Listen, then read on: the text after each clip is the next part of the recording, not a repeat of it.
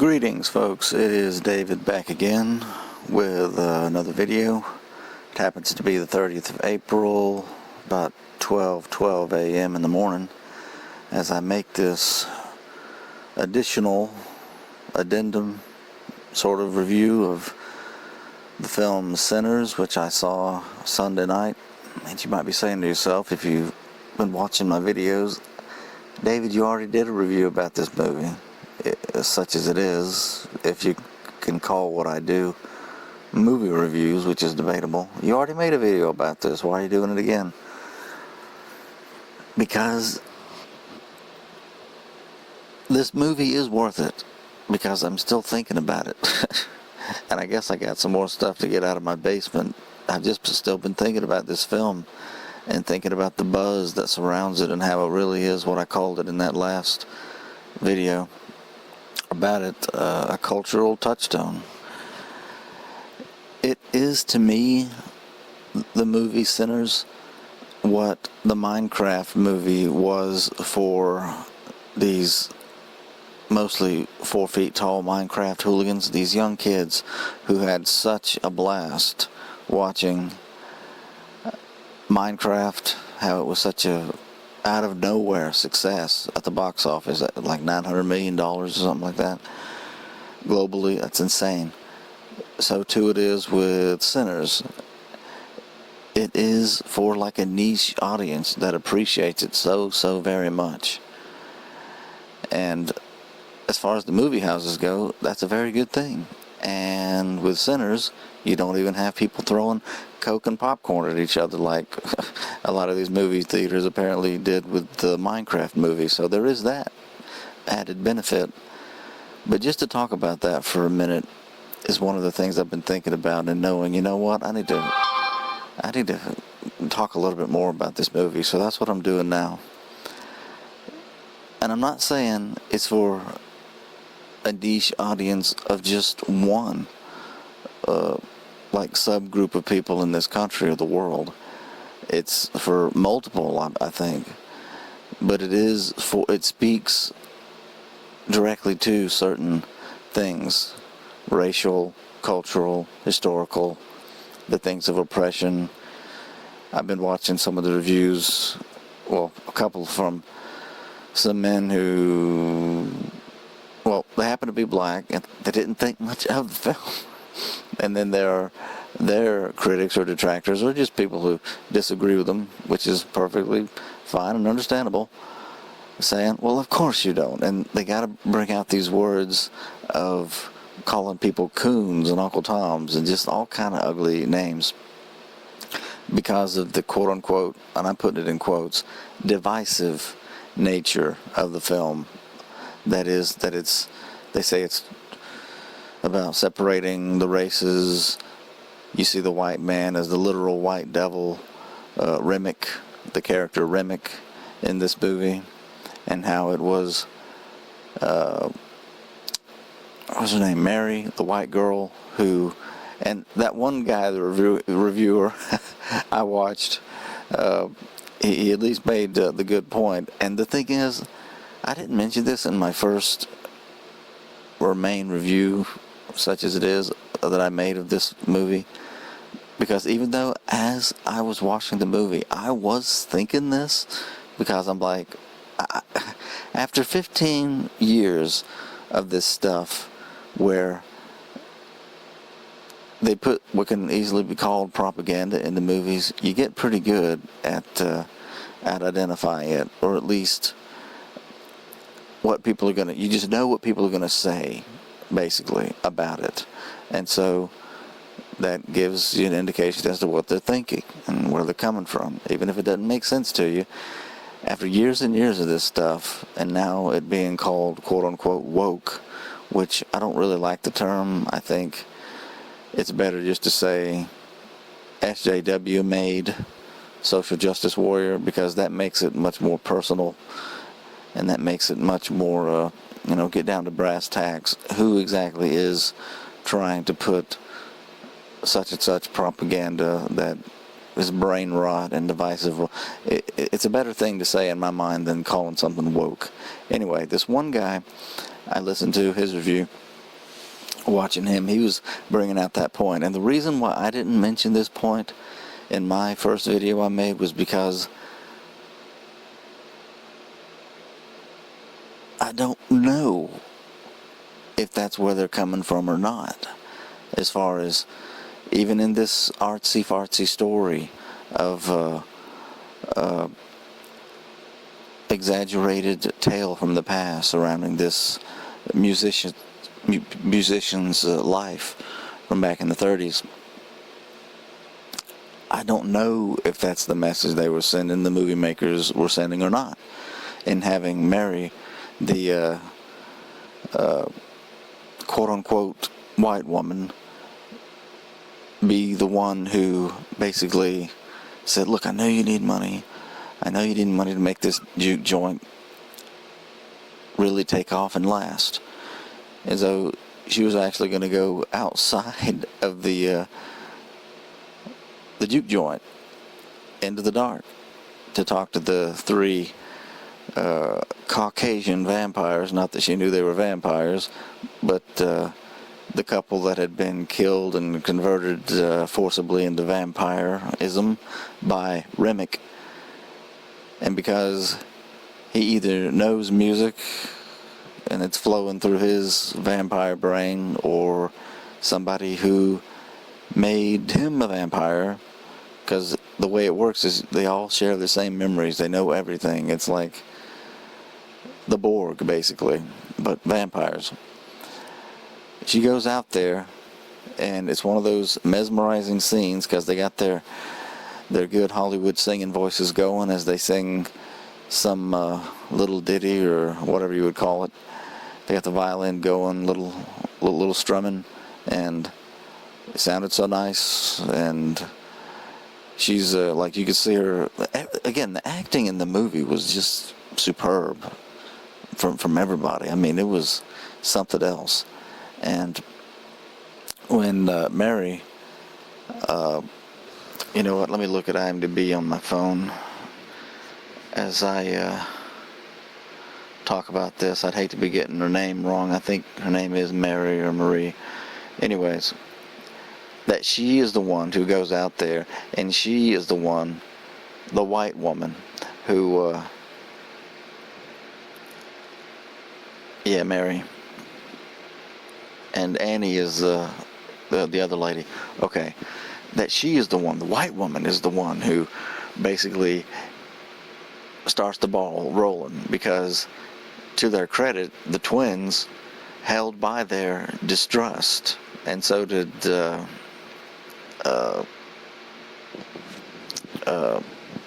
I just said her name, I can't believe I've forgotten it already. Annie,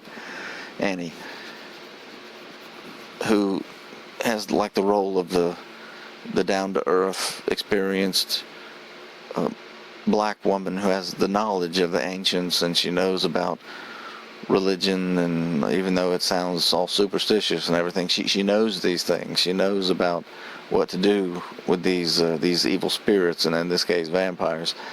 And she's a very interesting character. But it's the white woman, and that's the point this guy was making in the review I watched. Like, you see what they did there, don't you? It's the white woman who went out there and she messed around because she was looking for some money. So she gets turned into a vampire, and then she brings it into the juke joint, and she seduces, I can't remember if it was Smoke or Stack. Again, I got confused as to who was who, even though I know who did what. Their names are still flipped around in my mind. Smokestack, really?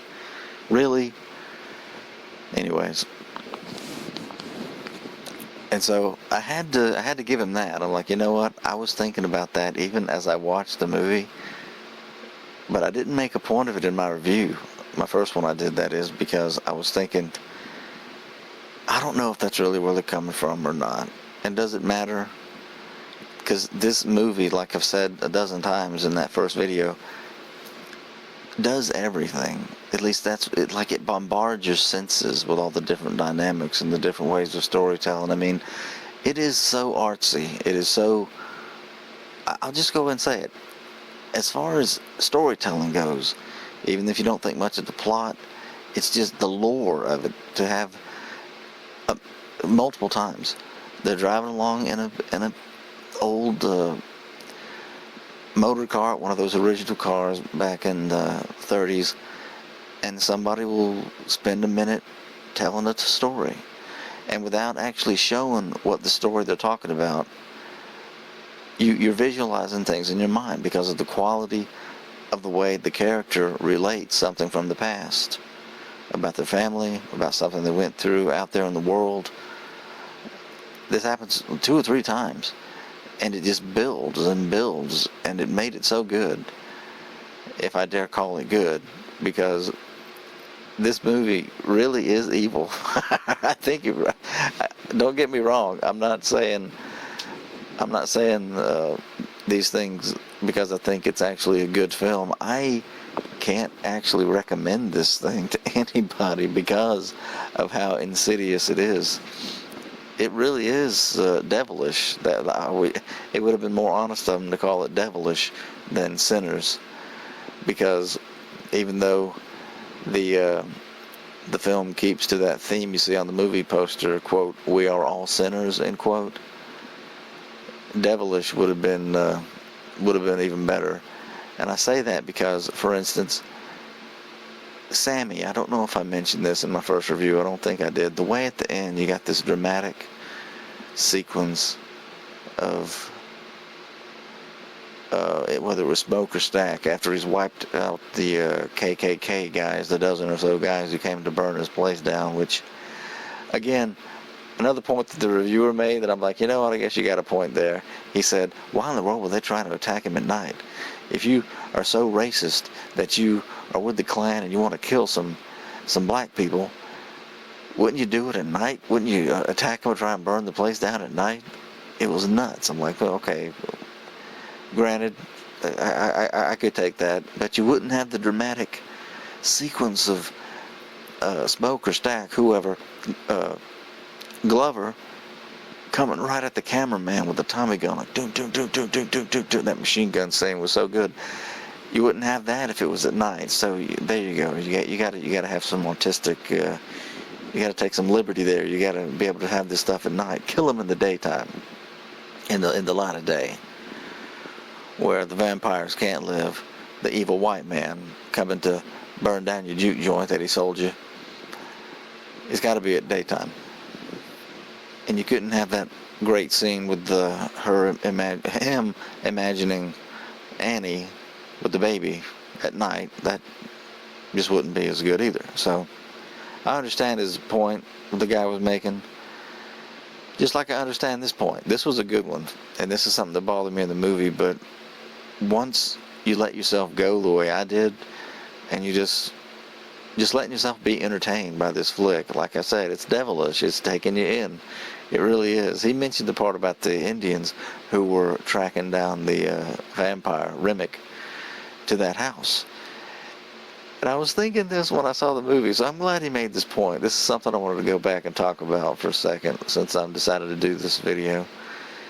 He's like, their reaction to her not letting the white woman putting a rifle on him, saying, "You get out of here. We don't have anything. We don't want you here." Man, please. The way the Indian, in that even-toned, monotone, just trying to tell you, voice, heaven forbid you let him in. He is not what he seems. She's like, there ain't nobody in here.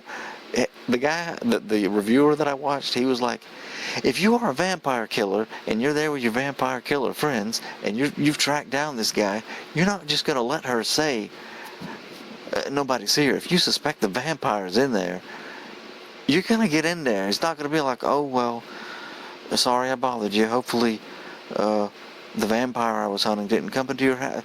I understood what the guy's complaint was. I'm like, you know what? That is a very good gripe or mark against the movie. It's a good point to make, because if you've seen this movie and you see how quickly these vampires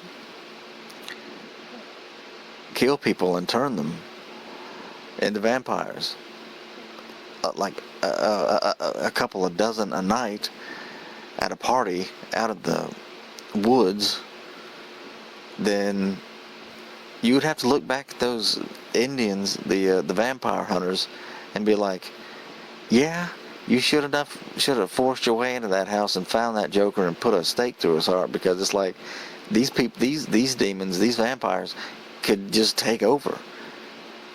Seriously, if you watch this movie, you see how quickly they could just take over the world at night, the whole world, or a lot of it.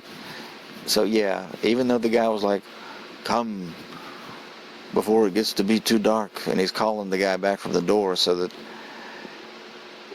you can see how it's a good gripe, a good complaint against the movie. It's like, nah, it wouldn't have been, oh, sorry we bothered you, ma'am.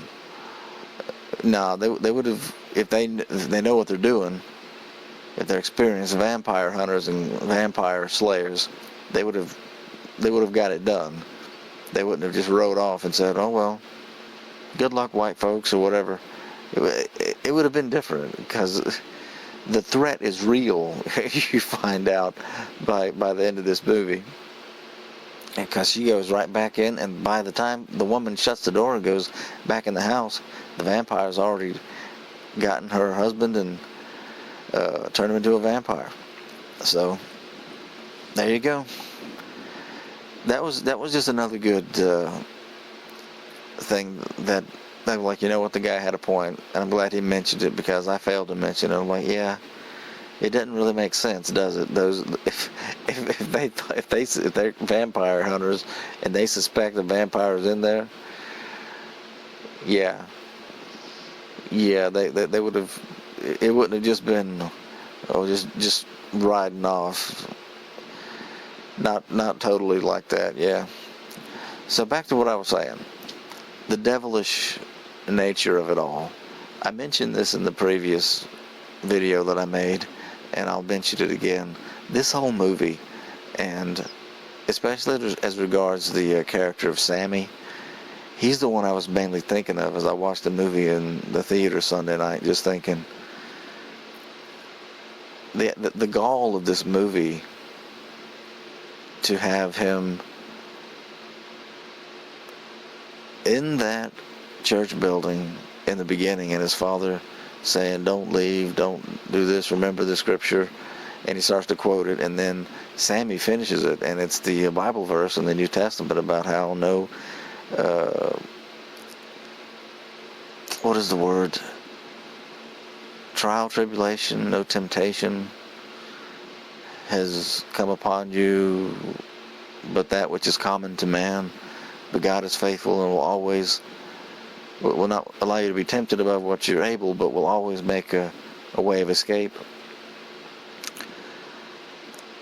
It seems like when they did it in the movie, because I mainly read the King James Version, I don't think they quoted the King James Version in this movie, which is interesting. But you know what, I need to go back and look at that. The idea that he finished that particular Bible verse, quoting it back to his dad, and then did all the things he did, it's just, I can't get over Sammy. He just wasn't a good kid. I'm sorry. But that he went through all that he went through, he's the main one I was thinking of as I watched the movie, and I'm thinking, you know what, this whole movie of them buying the juke joint and them going there, and headstrong young Sammy is dead set on getting that guitar and playing the blues. The way he just went after this married woman and all the alcohol and the temptation, it's like it's literally the pattern you see in the Bible of when given to temptation, and then it results in sin, it results in death. It was like one thing after another. It's like this is it. It's all just one big carnal fest. And at the end of the film, when Sammy doesn't want to become a vampire, and so they leave him be because of the promise that the one twin had said to the other, like, leave him be, don't just don't go after Sammy, whatever you do. and he didn't kill his brother who had become a vampire, and so he kept his word. He never went after Sammy to make him a vampire. That question that he asked him, all that you've lived, did you ever, I can't remember the dialogue of the movie, but I just remember Sammy's answer, how he said, some days this, some days that. And he said, because he's an old man by the time this, the ending of the movie, and he says, it was like the best night of my life, he said. There's something about that just, I don't know if we call it haunting or how it just kind of gets at me, how it's like, what does it really mean? And it's connected with the imagery of him not dropping what was left of his guitar. In that dramatic scene, I started to say this a few minutes ago, but I didn't get it out. I got sidetracked like I usually do. That dramatic scene where I guess it's when either Smoke or Stack, when he dies there outside the juke joint, and I'm guessing he dies. You don't see him anymore. He got shot just through the side, and especially in movies, guys don't usually die just from being shot off to the side in the hip or whatever. They usually die from being shot in the guts or the heart or the head, but whatever.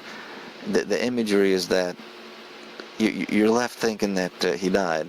Well, it's flashing back and forth between that happening and Sammy showing up in the church building the way he did at the beginning, and his father preaching at him like, please let it go, son, let the devil go. Don't, you've got to change, you've got to let it go, drop that. And he's connected it to the guitar in his hand. Drop that guitar, let go of the life of sin, let go of the devil, or I forget what he said, but that's basically the message, right? And how he doesn't do it. You never see him drop that shard, the bottom part of the guitar. That's all that was left, because he had broke the actual guitar off in the vampire's head, Remick, before he had the sun hit him and he burned up. He never dropped it. He never relented to what was wanting to, in his mind, keep him from doing what he wanted to do, which sadly was to go away from God and toward the devil in this case. And that's why I call this movie so devilish, because at the end when he says, in some ways it was the best night of my life, I'm thinking, this is inversion in the most artfully sensual, big budget Hollywood, artsy fartsy production I have ever seen in my life. Truly. The way they tantalize your senses with the song and dance routines in this movie in multiple ways, not just in the juke joint, but then Remick, the singing and dancing vampires, the Rocky Road to Dublin. This guy is singing, and he's got all of his vampires he's made, all the people that were in that juke joint, white people, black people, with the glowing eyes, and they're dancing around, Gaelic dancing, and of course now everybody can sing because they all have the shared memories and talents, and the one woman's got her violin, and the banjo guy, and all this stuff, and it was just such a big to-do, and it's like, I'm not sure if I've ever seen anything quite like this. It mesmerizes you. I give it that. And I know I sound like I'm praising it and building it up, but no, I'm really just saying how extremely devilish this film is, because you just get lost in it. You really do just get lost in it. Now, some interesting commentary from some of the comments that I've read on a couple of those reviews that I watched, and even one of the one of the actual video makers themselves, YouTubers, he said that he's had people tell him that this actually did affect them in their faith, like it shook them a little bit, and that like they've lost sleep. I don't have those kind of issues or problems. I am able to just deconstruct this junk pretty easily at the point I've reached in my life. But I could easily see how a lot of people who are more impressionable can just be carried away and love it and enjoy it. And that's like through and through the message of the movie. And I don't really get into the divisive, quote-unquote, nature of the film that some people see, because to me, I don't really know if that's where they're coming from. But again, the devilish nature of it is they could be doing it without overtly saying it, or they could be not doing it and just having a good old time with themselves. For instance, you got Remick. He's the Hugh White devil in this thing, and in the end he gets his comeuppance. There's a neat scene though with him and Sammy, when Sammy begins to quote scripture, and he like quotes half of it, and Remick starts up doing the other half, and he says, "When I was young, and my father spoke these words." And unfortunately, it was a part of the movie where, yet again, I had trouble understanding what was being said, because, for one thing, the music, it's like the sound effects were interfering with what was being said. It's kind of maybe an editing issue, I don't know. But again, I mentioned in that first review, I had several hard times during the movie understanding some of the things that were being said, and I got the gist of it good, but it's like I really could have used some subtitles with this movie. Now, going back to what people are saying about the film, I don't really want to get into the quote-unquote divisive nature of it, because the basic complaint of people who are saying that is like, oh, well, it's pitting black people against white people. And I don't necessarily see that. And even if it was, it's like, here I am, I'm a white man, I'm not black, I'm not Asian, I'm not Arab, I'm not Latin man, I'm not Russian, Greek, I'm not the Inuit, I'm not Japanese, I'm just, I'm me, and I'm a white man. That alone divides, just divides, just like black people are separate and divided by virtue of what they are from everything that they're not. There are divisions that are just what they are. They're not good or bad, they're just facts. They're just basic divisions. How much people read into these obvious and irrelevant, for the most part, things and call them divisions is up to the individual person, the individual soul, you know? And so I don't know what good it is to say, oh, well, the movie's no good because because of its divisive tone. I mean, if you're really sincere, believe in that, okay, that's one thing. But it's like, I don't know if I even see it. And if it is there, did they mean to do it? I don't know. This is a big piece of art. It's a film. And so, really, this is the crux of while I'm thinking about this now, this is the crux of why I've decided to make another video and just keep on with this. Let's keep talking about this, because this movie, like I said in the beginning, it is worth it because so many eyeballs are on it, because it's got so many people talking about this, that, and the other. You want to know where people stand. It's like one of those, like I said, a cultural touchstone things. This is one of those films that really brings out where people are in their lives and what they think about things. And that's what film is supposed to do. That's what art is supposed to do. Just like a political election gives you a good sense of where people are and what they want. And if they're willing to come out and vote to express that as best they can, you know.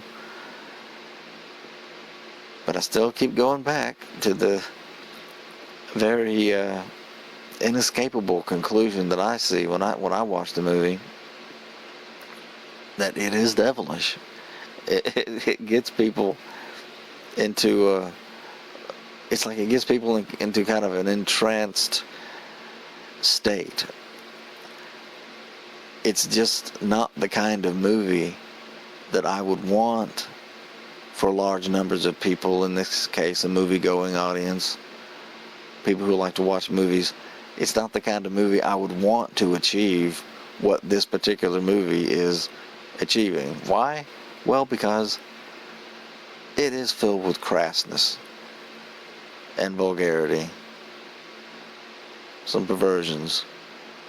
It's about drunkenness and lust and go doing what you do. Sammy, he wants to leave his father, who wants to seek after God, and go toward something else. And there's only one other thing. If you directly reject God outright, and his father told him, you keep doing this, the devil's going to follow you home one day. And in its own way, this movie actually does show that happening. If in an exaggerated, crazy story about vampires, it still does do that. You remember his father's words. The devil's going to come back. The devil's going to follow you home. You keep messing around with this. So yeah, I guess maybe, like I said, it's the imagery, and it's the reason why. I think I said it in the first review I did. If not, I'm saying it now. I obviously can never make this movie, and it's not just because people were like, the cultural appropriation, people were like, well, what business do you even have trying to make this particular movie? I couldn't make it. I couldn't make it because of the nature of it. Drunkenness, fornication, sensuality, the whole juke joint scene, these two brothers who are gangsters. I wish it was a whole other sort of movie that could get people talking as passionately as people are about this movie. But that's what I'm basically getting at, isn't it? Devilish. That's what movies like this do. It proves its own point.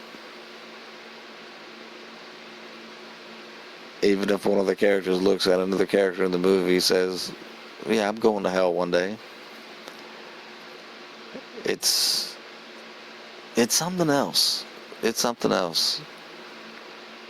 It really is. And the more I've thought about this today, and the more I've thought about these points that these reviewers are bringing out about the film, and the more I think about the song and dance number in the juke joint, in the vampires out there in the cornfield, singing and dancing,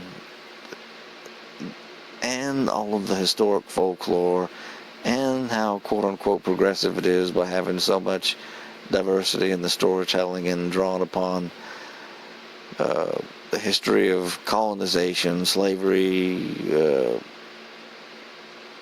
historic racism, Jim Crow, whatnot.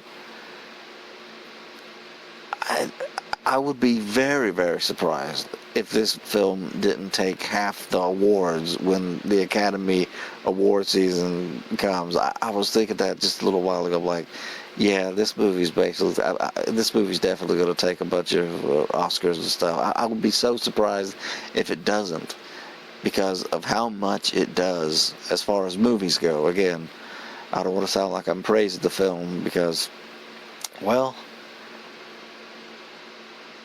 it's just not the imagery that I would want to put on a pedestal.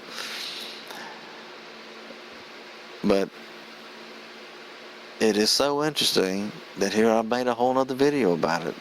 So there you go. But let me shut up.